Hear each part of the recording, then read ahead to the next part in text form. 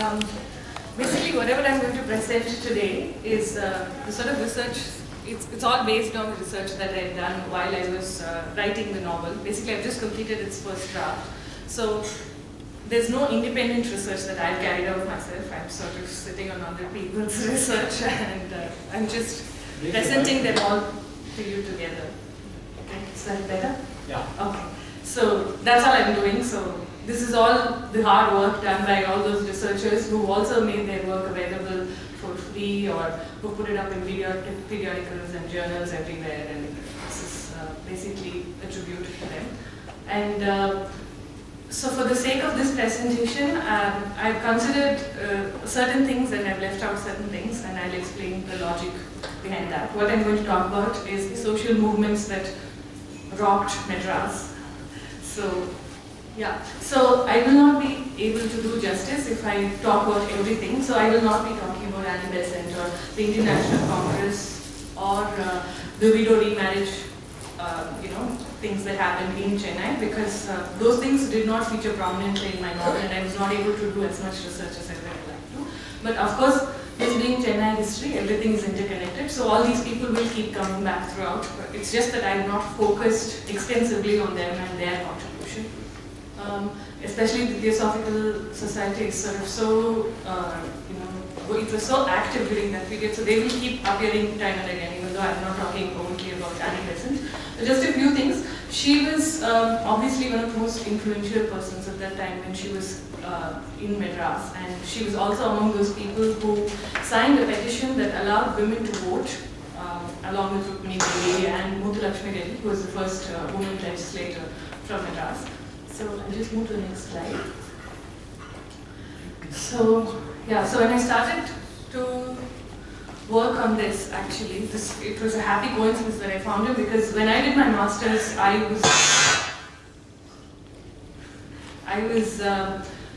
was not introduced to Ayodhya Das's work. It started from Periyar's work, basically. So it was during one of those sessions when I was going from one book to another, when I was looking at resources, that I came upon Ayodhya Das, and then I discovered, as we always tend to do, that there's people who've done a well of work. They've done a lot of work on Ayodhya Das, people like B.B. Das, for instance.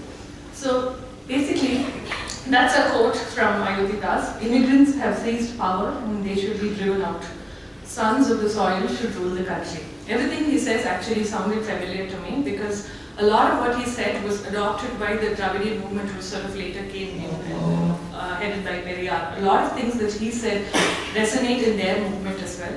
But who he was talking for was for the Dalits. He was of the opinion that the Dalits who are from this part of the country are not Hindus, but they're Buddhists, and that the Aryans who came and invaded the space sort of pushed them to the background, and which is why they were treated as untouchables by the new powers that be. And in 1885, he starts Dravida Pandian, which is a magazine that he wants to, with which he sort of spread his message. And in 1891, he established the Dravida Mahajana Sabha. So at that time, when the first census was happening, he was among the people who, he was the first person, in fact, I think, who told the Dalits to sort of come together and register themselves as not Hindus or Dalits or Shudras, but as Dravidians. So he adopted the Dravidian identity, and in 1858 he starts the Sakya Buddhist Society, which is known as the Indian Buddhist Society now. Something very interesting about this is Ayodhya Das was helped by Olcott, who was associated with the Theosophical movement. But Olcott was, the Theosophical movement itself was at loggerheads constantly with the Dravidian movement, the non-Dravidian movement, which came after this.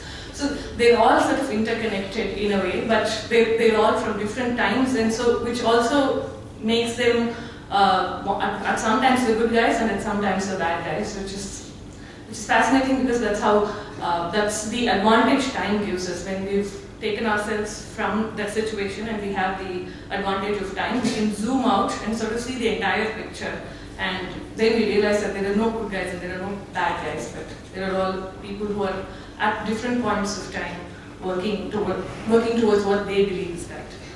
So I cannot verify the authenticity of these clippings that I found, but I found them on a blog on the internet. They are supposed to be the one on the left is how Ayodhya Das's first journal is supposed to have looked. Orupaisa Tamilan, he called it. But the next year, he started it from Royapeta, but the next year he sort of had to change it because he was petitioned by quite a few people to change Orupaisa Tamilan because to them it sounded a little odd, so they just call it Tamilan. And so he, in this new journal, he wrote, and he had other people write about the anti-Brahminism, caste-based discrimination, Tamil nationalism, self-respect, all the words that were sort of again heard later on when the self-respect movement came to the fore. So, in a sense, I think the first anti-Brahmin voices from Madras were heard from Ayodhya Das, I think we can say that. And I read in a few places that Ambedkar was influenced by his work, and that he is not popular just in India, and that he's also popular in South Africa because his son moved to South Africa to work as a waiter. That's what I read in one of those books. And so he also spoke extensively about the labor issues, the coolies problems that was going on at that time in South Africa, and his opinions on that. And now when we read them, they might sound a little off because he was one of those people who believed in, how do I put this? He did not want self-rule as such. He wanted, he thought self-rule would be Brahmin rule basically at that point. And he believed that if the power sort of went into the British hands and you know, then it went from the British hands to the Brahmin hands, it would just be what was going on, which would continue for as many years as possible. But also that he thought it was okay for people to go from here, who were laborers, and go to South Africa and work there, because he said at least they are better off than the coolies who are here. Because this is a situation that I think we're all too familiar with about people who now travel to Singapore or Malaysia or Dubai or Qatar, and all these, to work in all these construction sites. So he said that you know, he's better off, this guy who's moving from here to South Africa is better off because he can come back with some money and buy some land, which his brothers and sisters would not be able to do, so they just continue to be here. So that was one of his more controversial points of view. I'll just move to the next slide. So after that, there were all these people who were from Madras. There was Bharati, his student, Bharati Dasan, who is believed to have signed a document calling himself an undying atheist, and Periyar, who's also an undying atheist, who wrote Pen Ain Adimai Aanal, Why Did Women Become Slave? So this is very interesting at this point because once Periyar comes into the picture, women start coming into the picture. Until then, we don't really hear about women, other than for when Bharati wrote a poem about the struggles of women. He wrote even about the struggles of women laborers who were working in Fiji in sugarcane farms. So he was able to talk about women all around. And of course Bharati Dasan also wrote, but when Periyar sort of started talking, his points of view sort of struck at the root of all that was really, you know, that was really seen as wrong at that point, that women should not be made to go through. And this book sort of helped establish his points of view on women and women's empowerment. This is all just a brush through. I'm just skipping through in fast forward mode so that I can get to the actual point. So basically this is just a lineup of what happened in the self-respect movement. So this is like a Wikipedia point of view, like this happened on that year, this happened that year. I mean, this is not from Wikipedia. I'm saying this is like how you would find something that happened on Wikipedia. So in 1917, Justice Party is formed. Justice Party was formed as a result of non-Brahmin conferences that were held throughout over a period of a few years, because they felt that non-Brahmins were not represented enough in several government positions. That's when this home rule is Brahmin rule slogan came up. And in 1921, I think, in Chengalpet, Periyar organizes the first self-respect conference, and there he holds the first self-respect marriage. And later Anna would come into power and become the chief minister, and Tamil Nadu would become the only state in the country where you can get married to a person without a tali, without a ring, without a priest. You just have to tell them, I want to marry you, and they have to tell you that they want to marry you. And if you're both adults and if you're okay with it, then you're married. It's a Hindu legal wedding, so it's the only state. And one of the first things that Anna signed as soon as he became the chief minister was that order passing this. And Periyar is said to have, actually he said to have sent the draft to Periyar, and he said to have read it and sent it back saying there's no need of a ring or a tali or anything. So you just announce to each other that you are married in front of friends and family, and you are married. That's all is needed. And so their politics sort of get centered around this whole idea of Dravidianism, which Ayodhya Das, of course, already spoke about. And they were opposed to Aryans, who are Brahmins, who brought their Sanskrit language with them, and Tamil, and all these Telugu and Kannada and Malayalam, these Dravidian languages. They were seen as one set of languages, and these aliens who came from outside were trying to suppress the locals with their language. So if you go to the next slide, the man on the left, any guesses who he is? Yeah, so just go back. Yeah, so at 14, he becomes a student activist after reading extensively about Periyar and becoming influenced by Justice Party. And he starts staging plays, promoting the non-Brahmin ideology, and gets noticed, in fact, by Periyar and Anna, who give him all the support he needs to sort of grow as a part of the movement.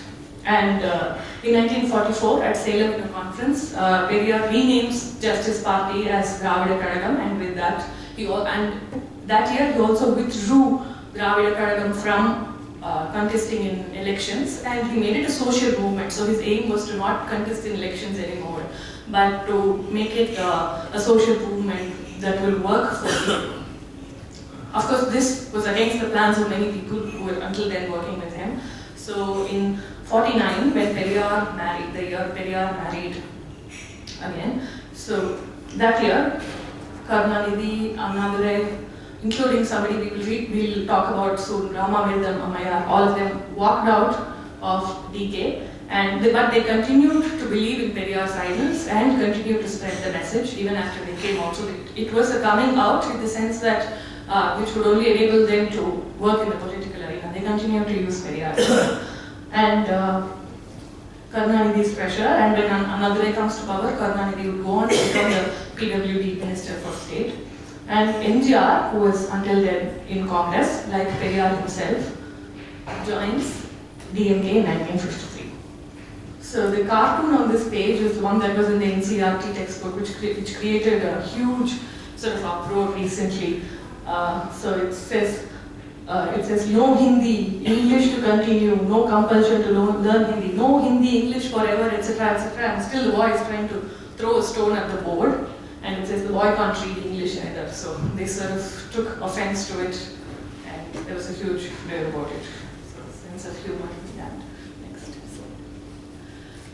So then we come to the part that I actually really like, which is after Periyar sort of started coming out and talking in favor of women, there were a lot of women who sort of were at the forefront. So when we listen to this political part of the self-respect movement, this is all we get to hear generally wherever we go.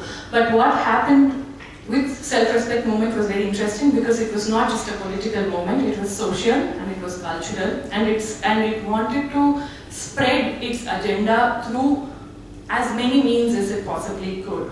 And which is why it is so interesting, because the city's landscape sort of completely changed once this movement was kick-started.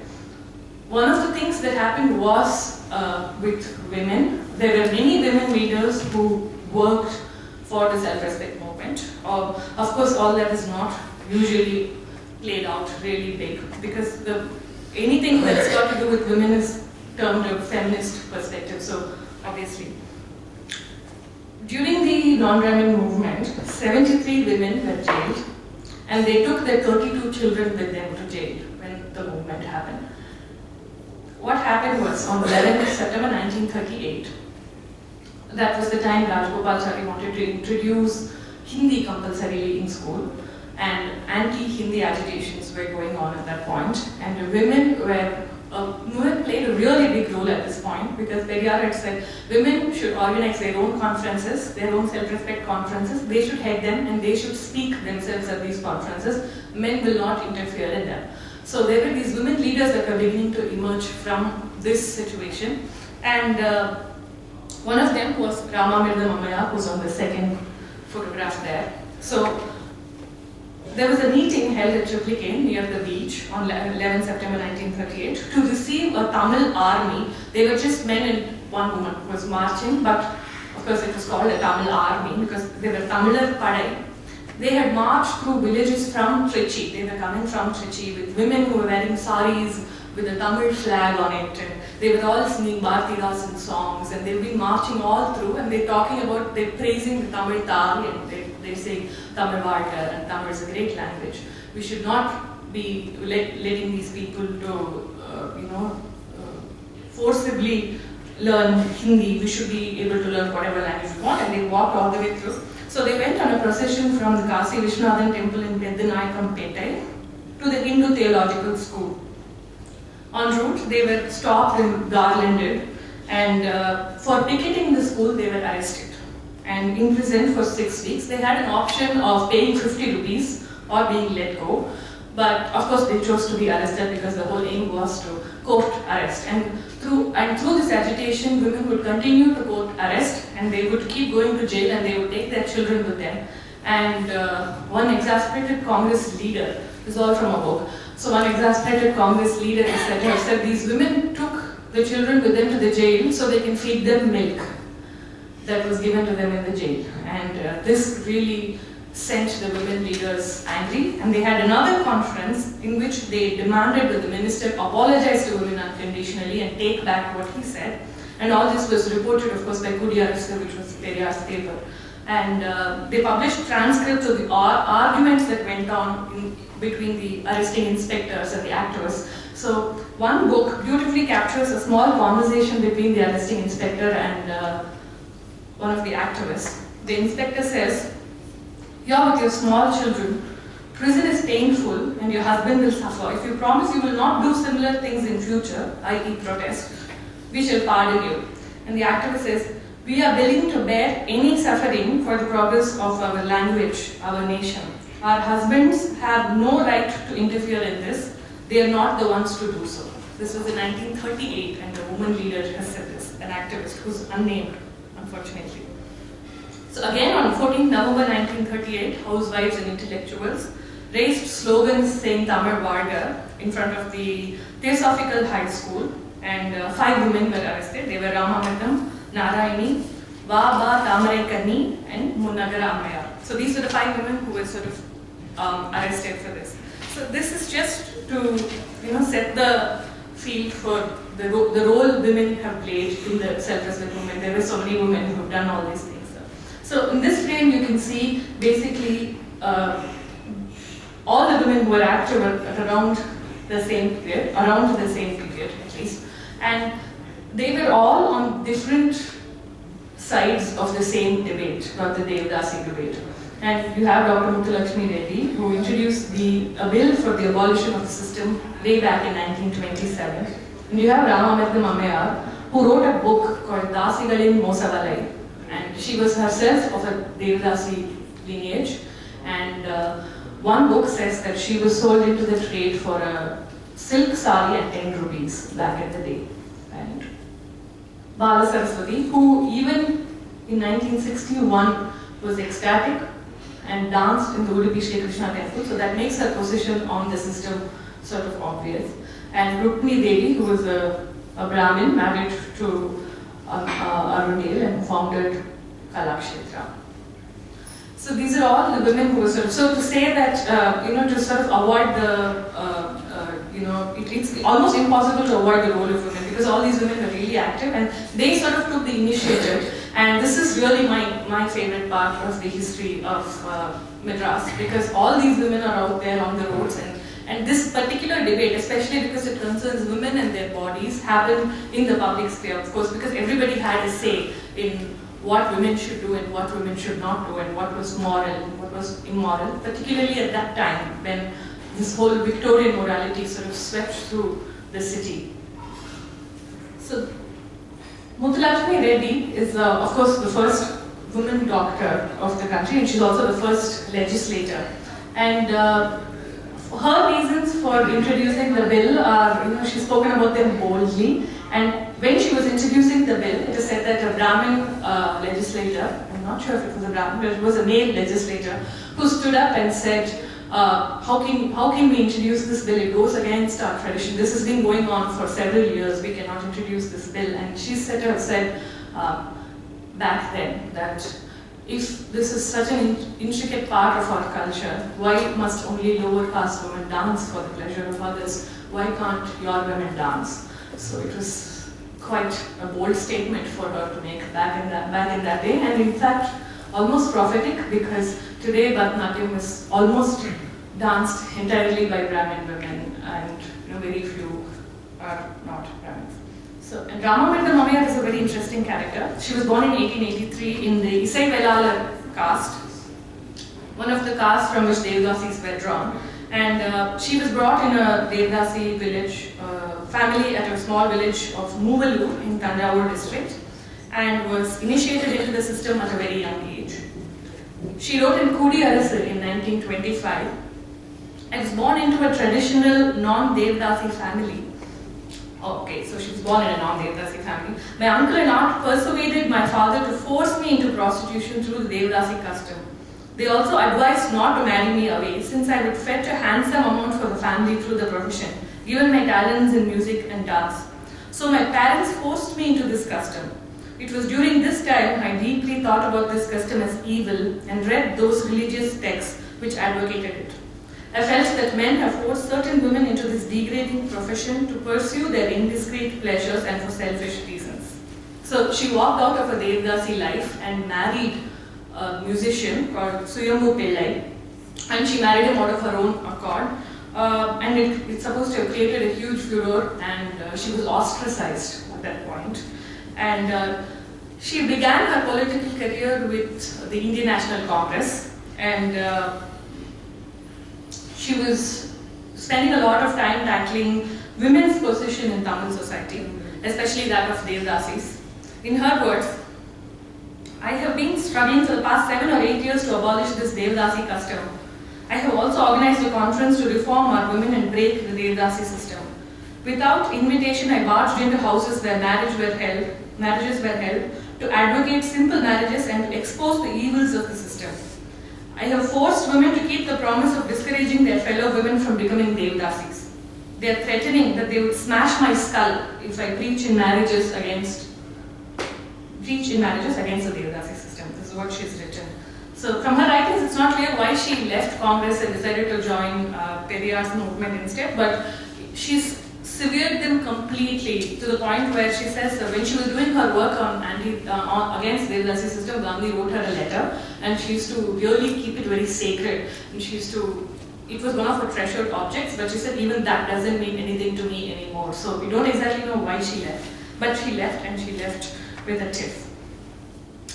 She was also a political campaigner against women's slavery, in the sense that, looking at women as somebody you can dictate at any point to do whatever you want. That's what she was against. And she organized various conferences, of course, and she walked in that famous march. And she authored essays regularly in Kudi Arasu on the condition of women. And so that's when she wrote. In 1936, she published a voluminous novel in Tamil running into 303 pages with the title Dasigalin Mosavalai Alladu Madhipetra Minor, the treacherous net of the Dasis, or a minor grown wise. The novel, which did not follow the tradition of Tamil literary style, however, remained an interesting document since it is based on personal experiences of the authoress, who after all was a professional Dasi herself. These are in quotes. And it dealt with how two sisters got into the system. So why were these women against the Devdasi system? Basically because even before women attained the age of puberty, even before women attained puberty, they were initiated with a few customs called Dandiyam, Pottukattu, Sadangu and Santhi. And basically the Pottukattu happened even before, and after that they carried out a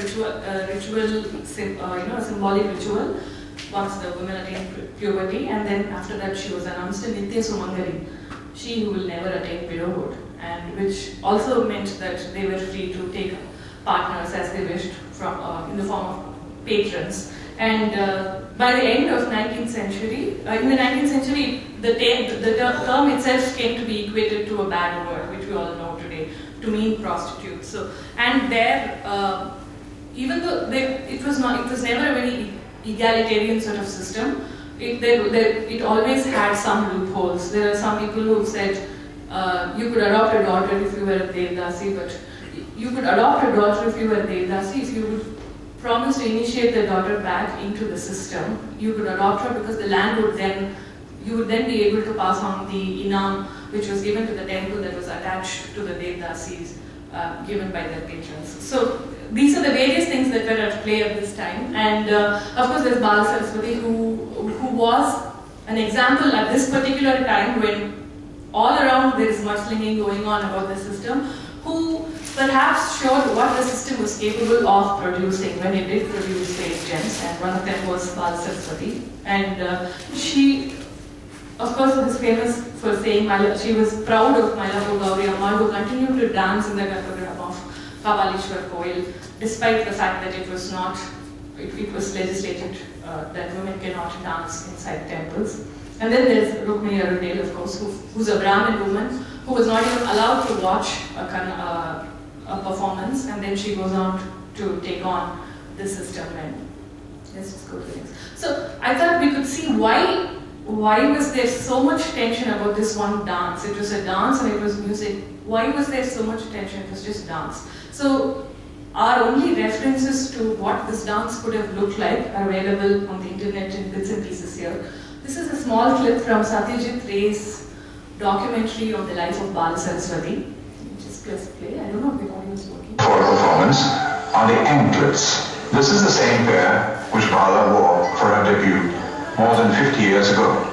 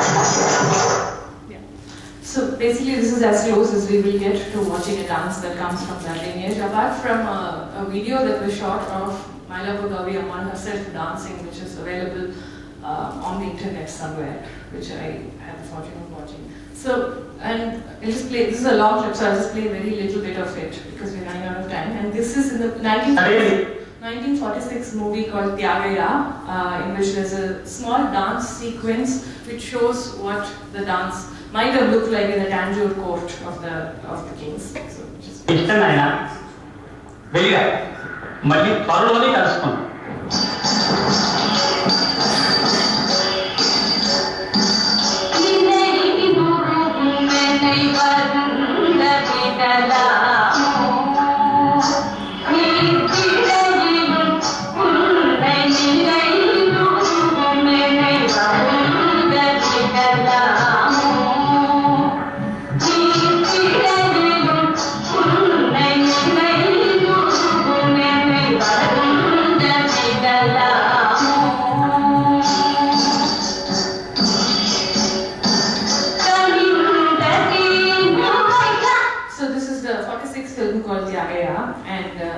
So we've slowly transitioning into cinema, if you've noticed. So we just moved into how Devdasis has been represented in cinema around that time, in that time. Basically that's important because in movies and books they continue to show Devdasis as somebody, as an ideal that you could attain, that men could attain for their private gaze. But when it comes to public morality, they were of course not allowed to exist. So this is the famous Manmada Leele Vendra Rondo, in which she's going to show you what happens.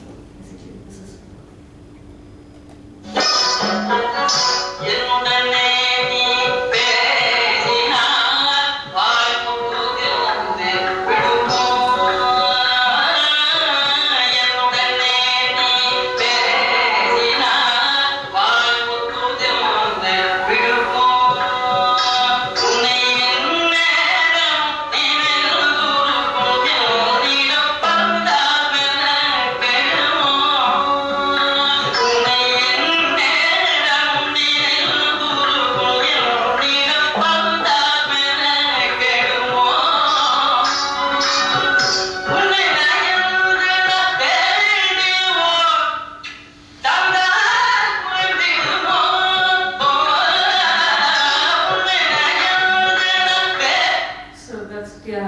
Who's herself from of a Devdasi lineage, and she's representing the community in this film. So this is just to give us a sense of what films were representing Devdasis as back in the day, when this public debate was going on whether or not it was moral to have Devdasis.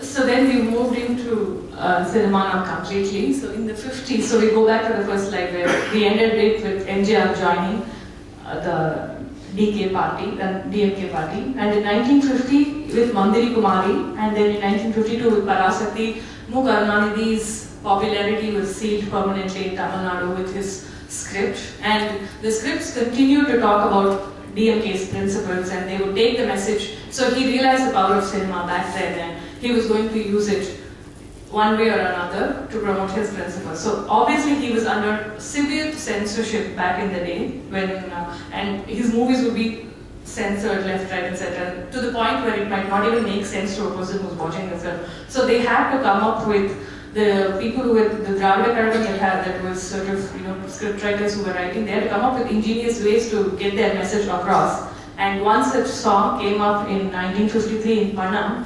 N.S. Krishnan sings this song. I've found it on the internet, so you can just listen to it. No, go on. Just back. Yeah. Now try.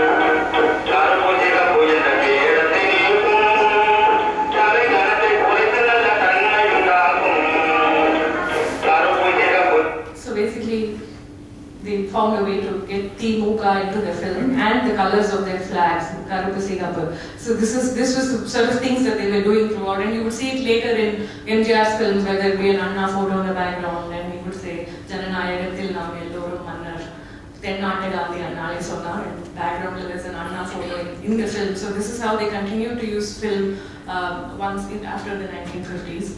And I think this is a good place to sort of stop. And if you're interested in reading up, because it's a fascinating part of our history, and there are a lot of people who've written, one of them is sitting with us, Mr. Muttaya, so his books have everything about the city's history. But these are some academic perspectives that these two, the ones on the left. In those days, there was no coffee by A.R. Venkatachalapati. And the other half of the coconut, Women Writing Self-Respect History by K. Srilata. And then there's Muddu Palani was a 18th century courtesan who's written a poem called The Appeasement of Radhika. And it was banned in the British government because it was considered too erotic. And it was published by Bangalore Nagaratnama, whose profile is also written by V. Sriram. So these are some books that have some really interesting perspectives on this entire debate that sort of took place in the public sphere back then. And with that, I will stop boring you.